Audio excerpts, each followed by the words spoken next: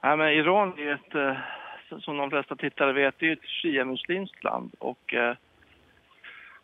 jihadisterna och Islamiska staten och även Al-Qaida naturligtvis, det är ju sunnimuslimska organisationer som verkligen avskyr och hatar shia-muslimer. Och det här måste ju vara ett led i ett försök att försöka utvidga konflikten i Mellanöstern mellan shia och sunni.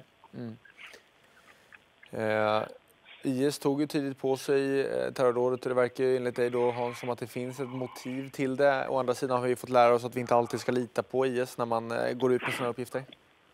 Nej, det stämmer. Man måste vara lite försiktig här förstås med att dra för snabba växlar på det.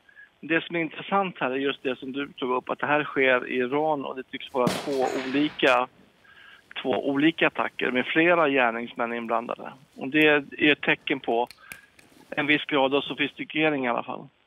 Hur pass god koll skulle du säga att man har på hot mot landet från den iranska säkerhetspolisen?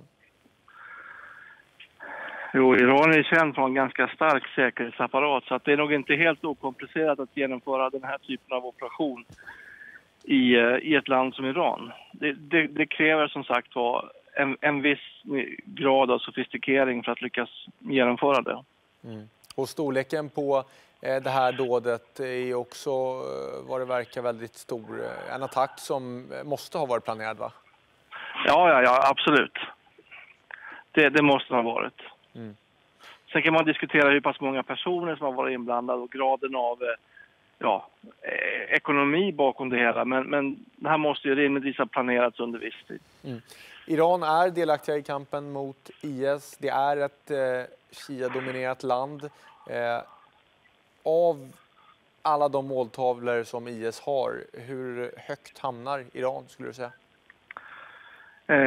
Shia-muslimer generellt sett det är som sagt en av de stora målgrupperna för jihadisterna, och det är delvis därför som konflikten i Irak, som också har en shia-muslimsk majoritet, är så oerhört blodig och brutal. Och där har vi sett attacker mot shia-muslimer i många, många år. Vad tror du Iran kommer att svara med nu efter det här? Ja, det återstår att se. Som sagt, det här måste nog ses som ett försök till att utvidga konflikten och öka på splittringen mellan sunni och shia i regionen. Och det här kan nog få en hel del allvarliga konsekvenser om vi har otur. Som vad då? Ja, som att konflikten utvidgas så att sprickorna mellan sunni och shia i Irak till exempel ökar.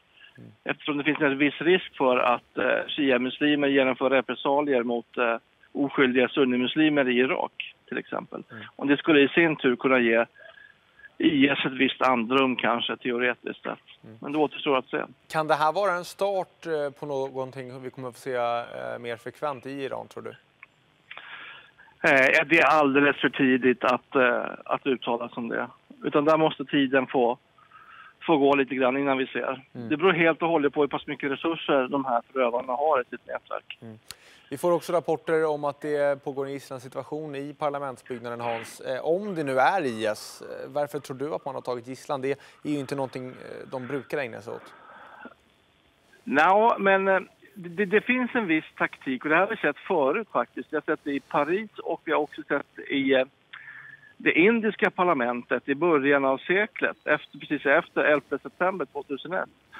Där man tar gisslan och lockar till sitt stort medieuppbåd, och sen så kör man det hela ända in i kaklet helt enkelt. Vilka möjligheter tror du att polisen i Iran har att lösa det här på ett så effektivt sätt som möjligt? Som sagt Iran har en formidabel säkerhetsapparat, så att de har nog alla möjliga tänkbara resurser för att lösa det här. Sen får vi se vilken typ av lösning det blir. Men det beror ju ytterst faktiskt på hur gärningsmännen väljer att bete sig.